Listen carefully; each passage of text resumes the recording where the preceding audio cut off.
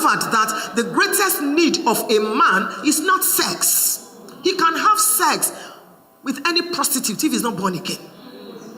It is not food. He can get it in any restaurant if he has his money. It is respect, particularly public respect. How humble are you in your relationship? Sometimes you wonder, why is my husband treating me this way? Why is it that relationships don't last in my life? How humble are you? Some women are too proud. Too proud because of your background, because of your pedigree, because you think you are better off, because you think you know better, you can speak better grammar, so you talk down on your husband, you run him down, you disrespect him in the presence of people, in the presence of the children, anyhow, anywhere. You get home after church and you say to your husband, when Pastor Rav told husbands to come out, you too, you came out. Are you a man?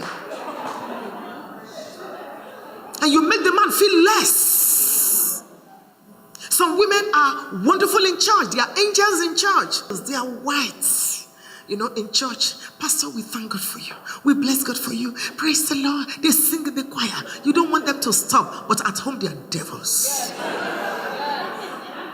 They are devils. Give their husbands an anonymous form to fill. You'll be shocked at what the man writes.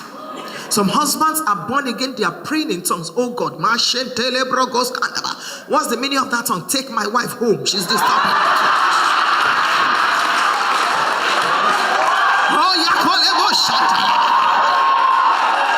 Since I cannot divorce her, oh God, bail me out of this.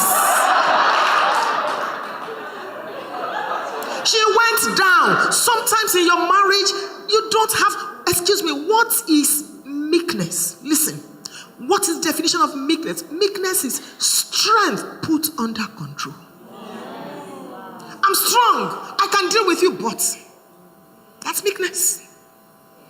That's humility. I know what to do. I know how to fight for my right. But I'm a Christian. Just because the Lord rules in my heart. I may cry, but I'll go down. Sometimes you need to hide your strength. Robert was speaking about us. Every woman, I've written 73 books, not 50. I've published 73 books. One of my books is titled Woman, Wife, and Mother. Inside every woman, there are a minimum of 7 powers is in that book. 7, biblically. You can use it anyhow. You can use it negatively.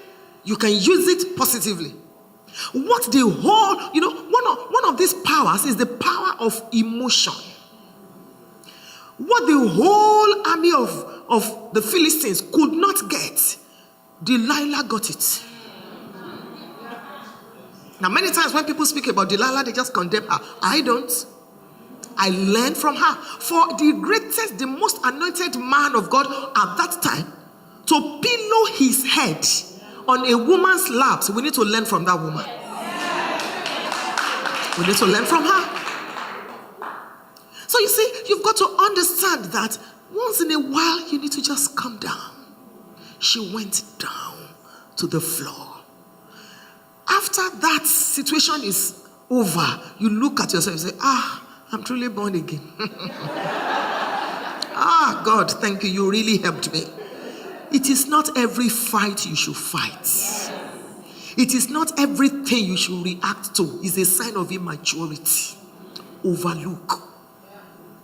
Marriage is a relationship between two forgivers. Overlook and forgive and stop reminding. Your husband says, what's happening? Why are you crying? Why are you crying? Say, don't you know today's date? What's today's date? He said, today is 25th of July. It is the 3rd anniversary of your adultery.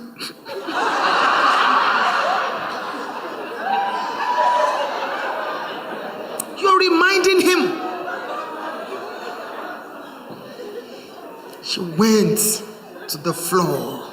Humility. Even if you don't kneel down to greet your husband every morning, give him the highest level of honor in your culture. There's no honor I will give to anybody on earth if I have not given it to my husband. Anybody. Spiritual leaders, secular leaders, it doesn't matter until I have given it to my husband. The way you treat your husband is the way people will help you treat him. Even if you call yourselves by your first name, when you get outside, hide it. Get a pet name for him. Baby, Arrow, sweetheart. And say, hey, come here, James.